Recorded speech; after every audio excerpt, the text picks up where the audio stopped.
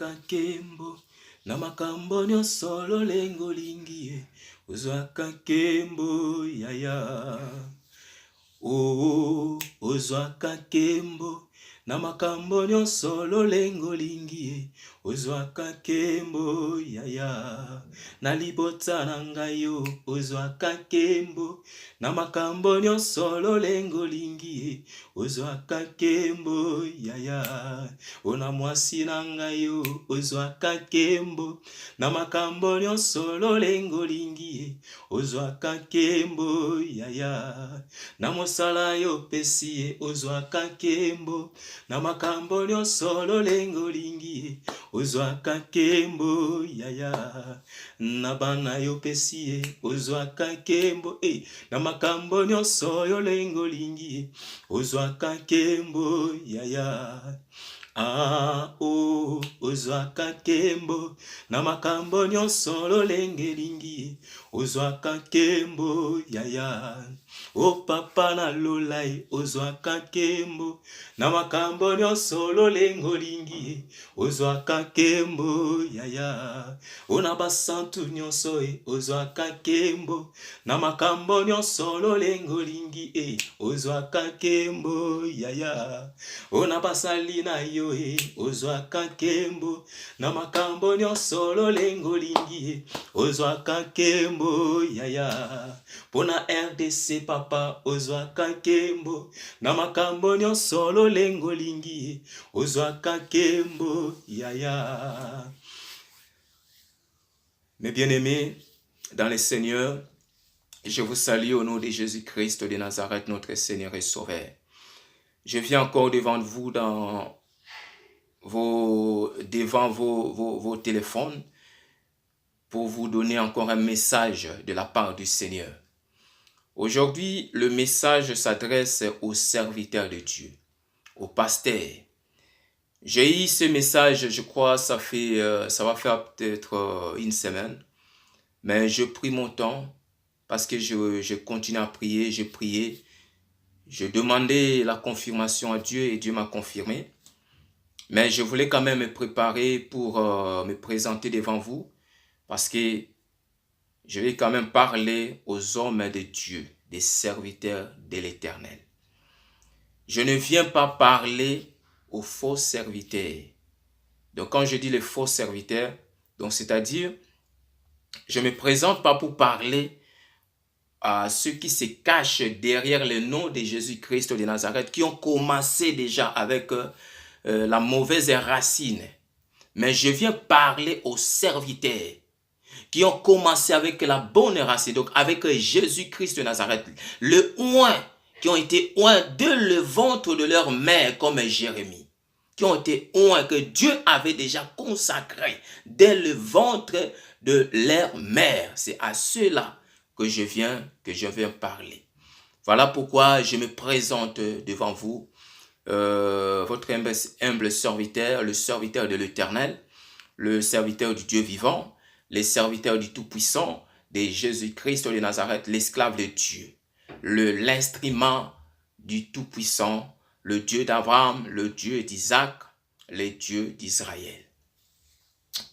Avec beaucoup d'humilité que je viens me présenter devant vous, hommes de Dieu, avec beaucoup d'humilité que je vais vous parler de la part du Seigneur. Comme je dis toujours, je ne me lève pas pour m'amuser ou venir se moquer des gens. Non, non, non, non, loin de là. Ce n'est pas dans mes pensées, dans mes idées, et je ne fais pas ces choses-là. Ça, ce n'est pas mon but, ce n'est pas mon ministère. Mon ministère est là selon Dieu, selon la volonté du Seigneur. Mon ministère, c'est pour parler, c'est pour adresser. Donc, ça veut dire, dans le corps du Christ, dans le corps du Christ que je suis entré, que je fais partie. Donc, j'ai un ministère que Dieu m'a donné, un ministère pour ses enfants, pour ses serviteurs, pour ceux qui appartiennent à Jésus-Christ de Nazareth, le lion de la tribu de Juda. Voilà pourquoi cet après-midi, je viens livrer ces messages, car Dieu m'a beaucoup parlé par rapport à ses serviteurs. D'ailleurs, depuis que je devais déjà donner ces messages je crois, il y a 3 jours, je crois. Pardon. Mais comme j'attendais encore, j'ai continué à prier et je faisais, voilà. Donc, Dieu m'a rappelé, m'a dit, mais qu'est-ce que tu attends pour donner le message que je t'ai donné? Qu'est-ce que tu attends pour parler à mes serviteurs? Qu'est-ce que tu attends pour leur donner ces messages? Alors, j'ai dit non, je ne vais pas entendre longtemps. Parce que je me disais, ce sont quand même des serviteurs de Dieu, donc je dois parler avec beaucoup d'attention. Et vraiment, je dois savoir quoi dire. Mais je me suis rendu compte quand Dieu m'a blâmé hier, je me suis dit, s'il arrive quelque chose à je ne sais pas à qui Dieu veut parler, s'il lui arrive quelque chose, son sang sera sur ma tête. Alors, j'ai pris la décision de le faire aujourd'hui, après avoir aussi prié, après avoir aussi me confié entre les mains du Seigneur. Et je me présente, voilà, encore une fois, devant vous pour vous livrer ces messages de la part du Seigneur. Mais avant de commencer, je vais prier. Après, nous allons partager en paix. Et par rapport au message que je dois vous transmettre de la part du Seigneur, nous avons donc un verset biblique et Dieu lui-même m'a donné ces versets bibliques. Le Saint-Esprit m'a donné ces versets bibliques pour vous parler par rapport. Donc ce message sera transmis aussi. Donc ça veut dire par rapport à ces versets bibliques que nous allons lire pour que vous puissiez comprendre pourquoi Dieu vous parle ainsi et que vous sachiez que nous sommes dans un temps, dans un moment où Dieu est vraiment en colère. Je ne sais pas si vous savez que, si vous vous rendez compte que le monde est en train d'aller à la fin. Je ne sais pas si vous vous rendez compte. Si vous êtes dans la distraction, alors c'est le moment de vous réveiller. Car la Bible dit, réveille-toi, toi qui dors, et Christ t'éclairera. Voilà.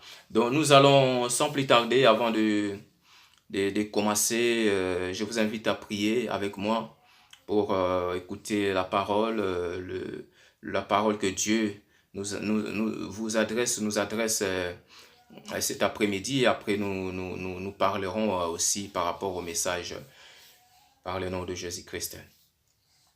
Ozwaka nkembo na makambo nyonso lolengo lingi ozwaka nkembo yaya na ba message nyonso ozwaka nkembo na makambo nyonso lolengo lingi ozwaka nkembo papa o Nzambe na lola ozwaka nkembo na makambo nyonso lolengo lingi ozwaka nkembo. Oui Seigneur, tu te glorifies à ta façon.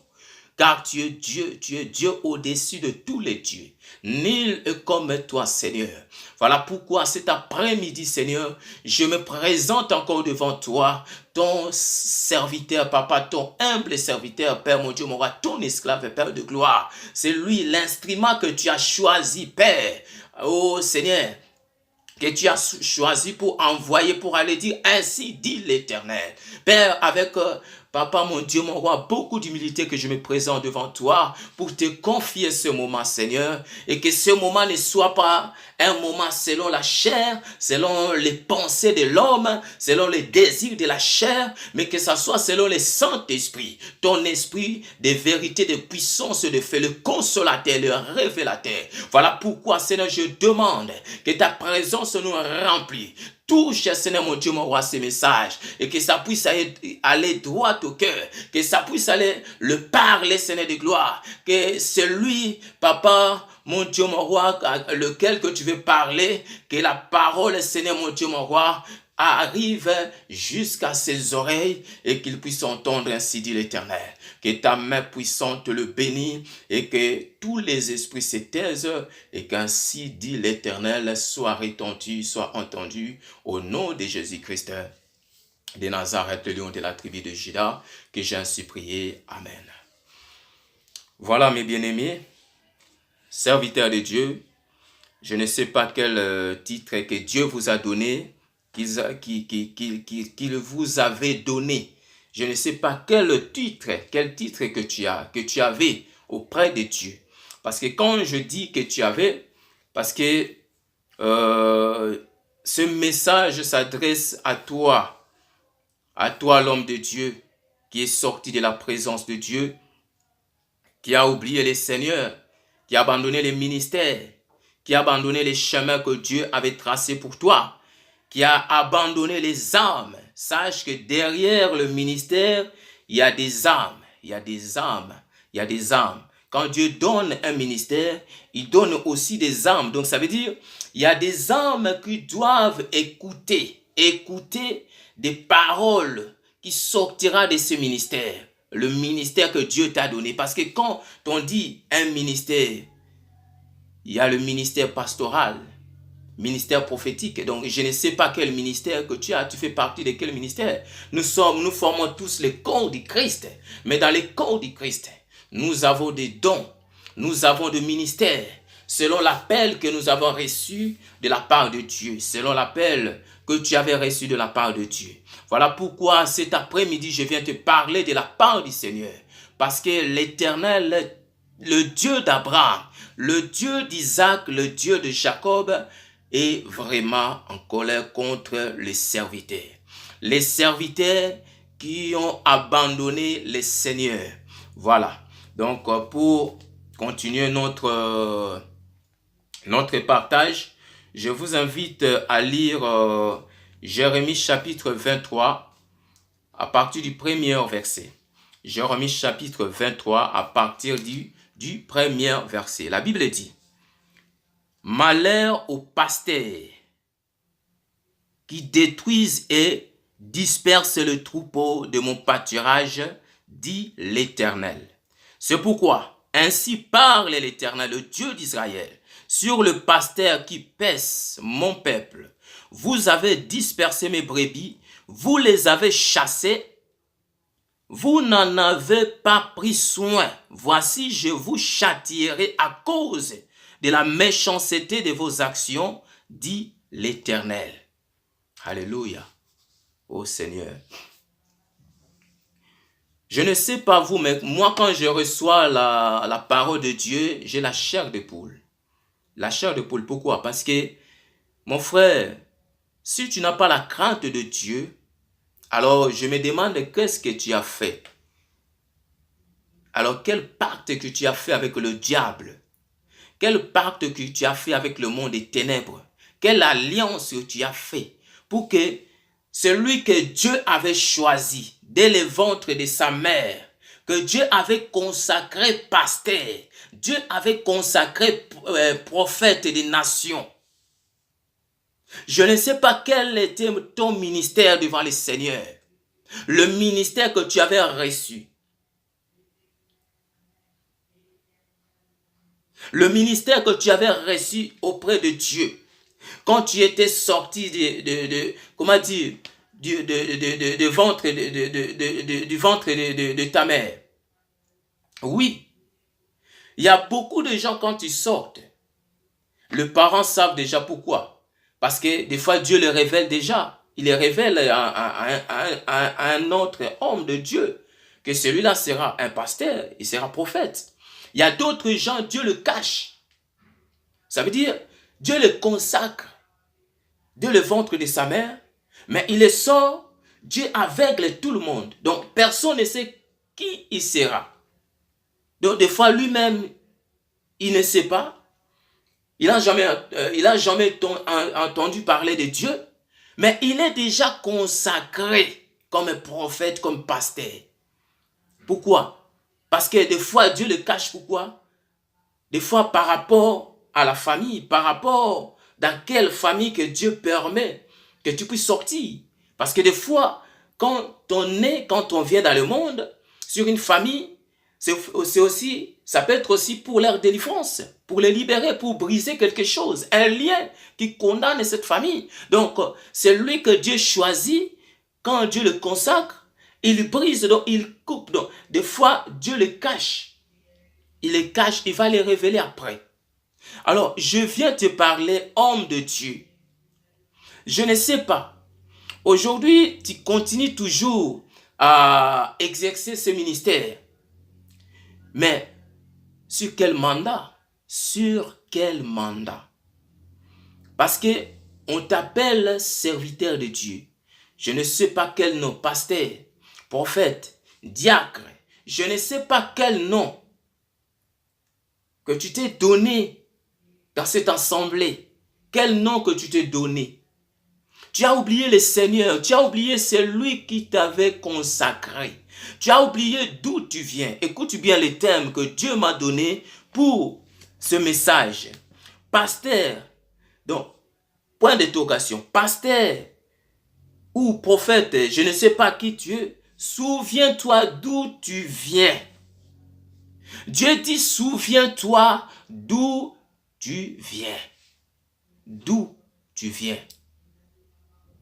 D'où Dieu t'avait sorti. C'est que tu étais avant. Personne ne te connaissait, pasteur. Personne ne te connaissait, homme de Dieu. Tu es connu à travers de ce ministère que Dieu t'a donné. Voilà pourquoi tu es connu. Le monde t'a découvert à travers de ce ministère. Voilà comment le monde t'a découvert. Mais quand tu as commencé ton ministère, souviens-toi encore. Quand tu avais commencé, avant même de commencer le ministère, fais encore examen de conscience. Oh homme de Dieu, pasteur, je ne sais pas prophète, qui que tu sois, je ne sais pas. Souviens-toi encore ce que tu étais avant. La persévérance, la foi, la patience, la crainte de Dieu. Tu passais du temps à lire la parole de Dieu. Tu passais du temps à méditer la parole, à exhorter les autres. Tu passais du temps dans le jeûne de prière. Tu passais du temps dans des retraites. Tu passais du temps dans l'assemblée de Dieu.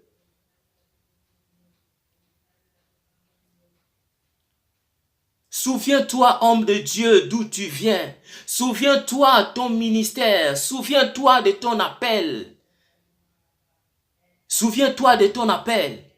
Souviens-toi de ce que tu avais entendu de Dieu. Parce qu'aujourd'hui, c'est resté comme un échantillon dans ta vie. Tu es sorti.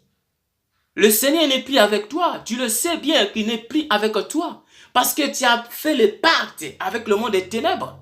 Dieu n'est plus avec toi. Mais le seul parole que tu es resté avec, c'est ce que Dieu te disait avant. Et c'est avec ça que tu trompes le monde, le peuple de Dieu. C'est avec ça que tu continues à tromper le monde. Ici, qu'est-ce que nous avons lu? La Bible dit, malheur aux pasteurs qui détruisent et dispersent le troupeau de mon pâturage, dit l'Éternel. Donc, malheur aux pasteurs qui détruisent, qui dispersent le troupeau de mon pâturage. Dans le corps du Christ, que tu faisais partie. Parce qu'aujourd'hui, tu parles encore le corps du Christ. Mais est-ce que tu fais toujours partie de ce corps du Christ? De l'église de Jésus-Christ, l'épouse. Est-ce que tu fais encore partie de ce ministère, de l'église, de Dieu? Pasteur, quand Dieu t'avait consacré, ta part qui t'avait été donnée, je veux dire, par rapport au corps du Christ, le ministère que tu avais reçu, que Dieu t'avait donné, le ministère que tu avais reçu. Ce ministère, c'était pourquoi? Pour sauver les âmes. Dans le ministère, il y a la parole de Dieu. Il y a la délivrance. Il y a les miracles. Il y a beaucoup de choses. Et le ministère que tu avais reçu, homme de Dieu, dans ce ministère, il y a des âmes. Il y a des âmes. Oui. Il y a des âmes parce que derrière un ministère, Dieu ne donne pas un ministère pour que la personne puisse aller s'amuser ou faire je ne sais pas quoi, des marketing, de publicité. Non, Dieu donne le ministère pour sauver son peuple. Toi qui es sauvé, Dieu te donne un ministère. Pourquoi? Pour que les autres aussi soient sauvés. Donc en fait, c'est que toi tu as reçu, que tu puisses aller transmettre aussi aux autres. Voilà pourquoi tu avais reçu ce ministère. Pour que les autres aussi puissent être sauvés, puissent être délivrés. Voilà pourquoi Dieu t'avait donné ce ministère. Mais aujourd'hui, pasteur, homme de Dieu, oh,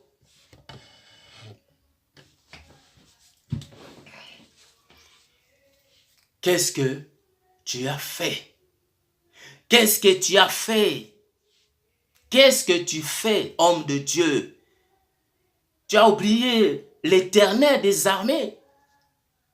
Mais est-ce que tu n'as pas eu le culot d'entrer dans ces loges pour aller faire le pacte, pour aller faire l'alliance? Comment tu as pu accepter cela, homme de Dieu? Comment tu as pu accepter cela? Comment tu as pu accepter cela? Dieu te regarde, il t'a laissé beaucoup de temps. Dieu t'a beaucoup observé. Tout ce que tu as fait, du début jusqu'à aujourd'hui, l'Éternel t'a observé. Il t'a observé. Donc si Dieu m'envoie aujourd'hui pour te parler, c'est pour que tu puisses te rendre compte que tu dois sortir de là.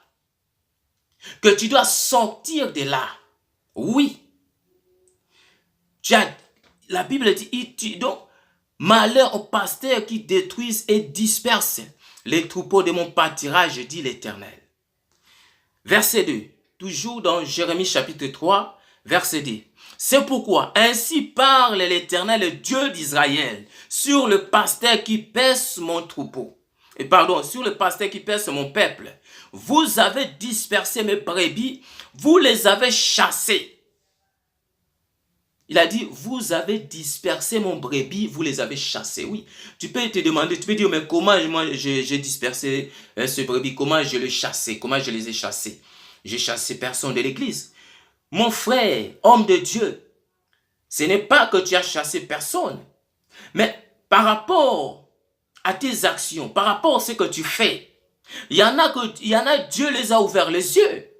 Ils ont vu que cet homme n'est plus avec le Seigneur. Cet homme est sorti de la présence de Dieu. Dieu n'est plus avec vous. Dieu n'est plus avec lui. Et ils sont sortis, ils sont partis. Voilà pourquoi aujourd'hui, beaucoup de gens ne veulent plus aller à l'église.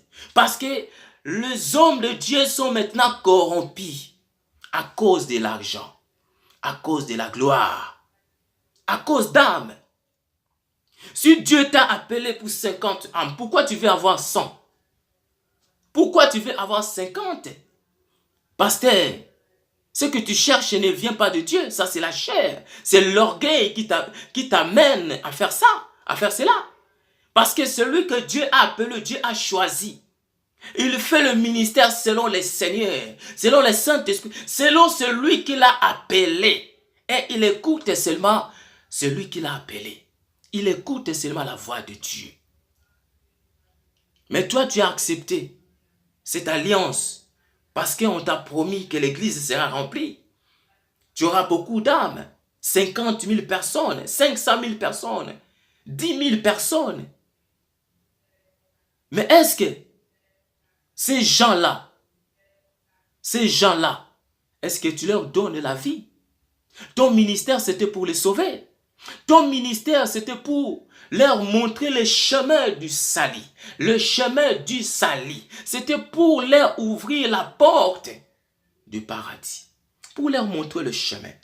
Leur montrer Jésus-Christ qui est Seigneur et Sauveur. Mais quel chemin que tu leur montres? Oui, même si tu ne le dis pas, mais l'onction que tu utilises, comme c'est une onction démoniaque satanique, ce n'est pas une onction de Dieu. L'onction pure, c'est l'onction de Dieu. Toute onction qui n'est pas l'onction de Dieu, c'est toujours c'est l'onction de destruction. Ça vient pour détruire des vies. Même si ça agite les gens, ça les secoue, ça les réveille. Mais cette onction-là va les amener à la destruction. Pourquoi? Parce que quand tu utilisais, regarde toi-même, homme de Dieu, quand tu étais avec le Seigneur, avec l'onction pure que Dieu t'avait donnée, avec le ministère pur que Dieu t'avait donné, quand tu prêchais, les gens se repentaient, les gens changeaient de vie, la parole frappait, la parole entrait dans leur cœur, la parole transformait, la parole changeait leur vie. Oui, ils prenaient conscience que non, oui, cette parole qu'il a prêchée, c'est fort. Même s'ils disaient, oh, ça c'est trop dire, c'est trop dire. Mais quand tu les rentrais chez eux, ils les réfléchissaient, ils faisaient l'examen de conscience, ils se rendaient compte que la parole de Dieu avait raison. Parce que la parole de Dieu a toujours raison. Oui, la parole de Dieu, Dieu a toujours raison. Mais aujourd'hui, avec cette onction démoniaque, onction impure, l'onction qui n'est pas l'onction de Dieu, qu'est-ce qui se passe? Pendant que tu prêches, les amens, il y a des amens, les gens se lèvent. Tu peux dire ceux qui sont convertis, qui veulent recevoir Jésus-Christ comme Seigneur et Sauveur, qu'ils passent devant. Ils vont passer, ils rentrent à la maison, mais ils ont toujours l'envie de refaire ce qu'ils avaient envie de faire. C'est comme si ça devient encore plus pur. Ça devient encore plus pur qu'avant. Moi, j'ai vécu cela. Pendant que j'étais avec le Seigneur, je vais donner un témoignage. Je ne dirai pas le nom parce que les gens peuvent le reconnaître. Je vécu cela. Pendant que j'étais avec le Seigneur, Dieu m'a mené par-ci, par-là. Pourquoi? Parce que le Seigneur m'enseignait quelque chose. Mais moi, je ne savais pas. Je ne le savais pas. Je me suis rendu compte qu'après, je suis passé quelque part. Et il y avait une onction qui n'était pas l'onction de Dieu. Vous savez, quand je priais, moi-même d'abord, ce que moi je faisais avec le Seigneur, je sentais l'envie de continuer de persévérer. Mais quand je suis arrivé là-bas, et à chaque fois, après le culte, j'avais de mauvaises humeurs, comme si j'étais en colère. Il y avait une colère à moi. Il y avait la révolte à moi que je ne comprenais pas. Je dis, mais qu'est-ce qui se passe? Je viens de l'église, je viens de prier, mais qu'est-ce qu'il y a? Pourquoi je suis comme ça là? Et j'ai commencé à prier et Dieu m'a révélé cela. Voilà pourquoi je dis ça pour te dire, voilà comment ça réagit. Surtout si il y a un vrai chrétien à l'intérieur, il y a un chrétien ou un homme de Dieu qui craint le Seigneur, il va le sentir. Il va sentir que l'onction qui est utilisée ici, ce n'est pas Dieu. Ce n'est pas Dieu. Pasteur, répands-toi. Répands-toi. Dieu est en colère parce que tu as dispersé. Comme il dit ici, là, tu as dispersé ces brebis. Tu as dispersé ces brebis. Tu les as chassés à cause de tes comportements. Tu as chassé le brebis de Dieu. Le gens que Christ avait versé le sang. Le gens des âmes que Christ avait payées, avait rachetées par son sang. Tu les as chassés. Ils sont devenus comme des vagabonds dans le monde. Ils vont par-ci, par-là. Ils ne savent plus où aller prier. Ils n'ont plus confiance au pasteur à cause de toi, pasteur. À cause de toi, l'homme de Dieu, toi qui es corrompu, toi qui es sorti, qui as abandonné ta mission. À cause de toi. Il commence à considérer tous les pasteurs, tous les hommes de Dieu le même. Il le met sur même assiette.